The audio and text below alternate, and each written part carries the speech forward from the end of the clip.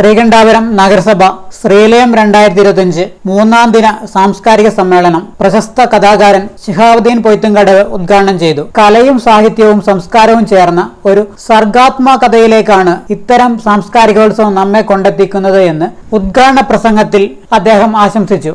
Vice chairman K Sivadasan ചടങ്ങിന് അധ്യക്ഷത വഹിച്ചു. നഗരസഭ ആരോഗ്യ standing committee chairperson VP Naseema സ്വാഗതം പറഞ്ഞു.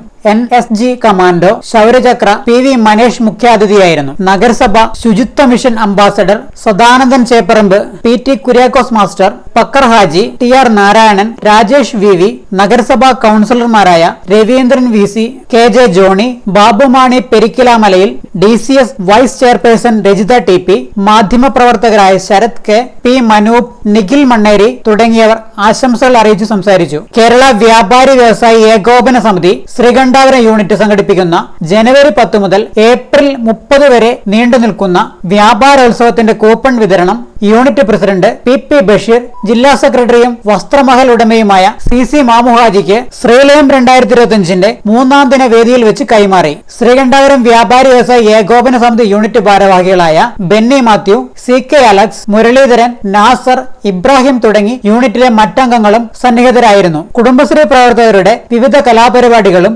നഗരസഭയിലെ വിവിധ വിദ്യാലയങ്ങളിലെ പ്രതിഭാശാലികളായ കലാകാരന്മാരുടെ പരിപാടികളും നടന്നു. ശ്രീകണ്ഠാപുരം കേരള വ്യാപാരി വ്യവസായി ഏകോപന സമിതി, കേരള വ്യാപാര വ്യവസായ സമിതി എന്നിവർ സ്പോൺസർ ചെയ്ത സിനിമാ പിന്നണി ഗായകർ നയിച്ച മ്യൂസിക് ഷോയും അരങ്ങേറി. സാംസ്കാരികോത്സവത്തിന് കൗൺസിലർ KV ഗീത നന്ദി അറിയിച്ച് സംസാരിച്ചു.